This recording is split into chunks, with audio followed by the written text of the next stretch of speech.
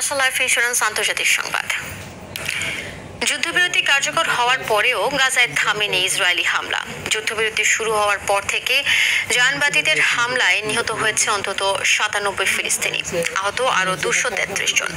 একই সঙ্গে ইসরায়েল অন্তত 80 বার যুদ্ধবিরতির শর্ত ভঙ্গ করেছে। এরপরেও মার্কিন প্রেসিডেন্ট ডোনাল্ড ট্রাম্প বলছেন গাজায় যুদ্ধবিরতি কার্যকর আছে। ইমতিয়াজ আহমেদের রিপোর্টে বিস্তারিত। গাজার আকাশে আবারও ধোঁয়া, ধ্বংস আর আতঙ্কের চিত্র। যুদ্ধবিরতির পরেও জায়নবাদীদের রোষানলে শান্তি ফেরেনি ফিলিস্তিনে। ইসরায়েলি হামলায় এভাবেই দিকবিদিক ছুটছেন ফিলিস্তিনিরা।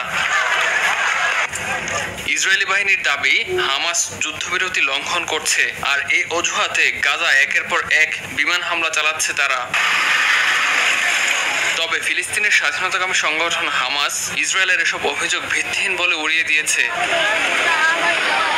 ফিলিস্তিনের পক্ষ থেকে বলা হয়, ইসরায়েল মানবিক ত্রাণকে অস্ত্র হিসেবে ব্যবহার করছে। এতে গাজার মানুষ খাদ্য ও ঔষধের তীব্র সংকটে আতঙ্কের মধ্যে দিন পার করছে।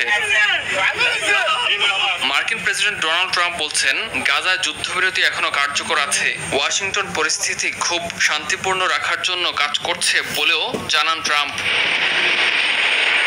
এদিকে ফোনালাপে গাজার পরিস্থিতি, যুদ্ধ বন্ধের প্রচেষ্টা সহ বিভিন্ন বিষয়ে আলোচনা করেন ফরাসি প্রেসিডেন্ট ইমানুয়েল ম্যাক্রো এবং সৌদি ক্রাউন প্রিন্স মোহাম্মদ বিন সালমান।